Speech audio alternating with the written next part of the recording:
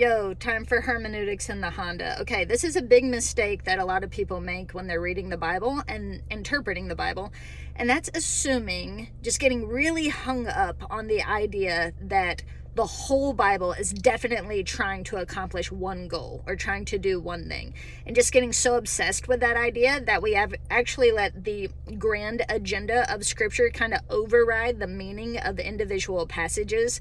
So let me give you an example. Like, some people are like, oh, the whole Bible is a love letter, so every passage we interpret, we have to twist it into a love letter. And it's like, what about that passage where God says he's going to spread dung on everybody's face? You know, that's not really a cute love letter. Or it's like, okay, well, the whole Bible is a game plan for life. Like, it's a manual for life. And if you're in the Proverbs, like 9 times out of 10, that's a good definition. But like, what about the Lord is my shepherd, I shall not want, right? That's not giving you advice. That's a comforting passage.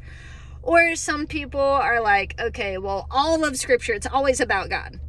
It's like you open up to a verse and it's talking about like mankind being wicked and the venom of asps is under their lips, you know, and everything they do is deceitful. And that's actually talking about humans, not about God. So this is my advice. If someone's like, well, what's the big agenda of Scripture?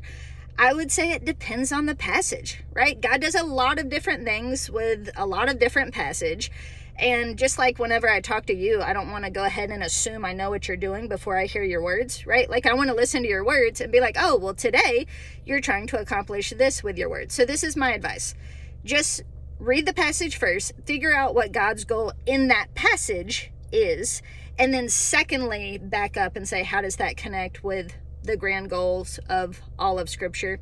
That's a safer way to interpret Scripture. So don't assume you know what the Scripture is doing. Read passage by passage. We want a passage-driven hermeneutic, right? We want a study method that really emphasizes what this individual passage written by God is trying to achieve in us. Now, bonus points. You ready?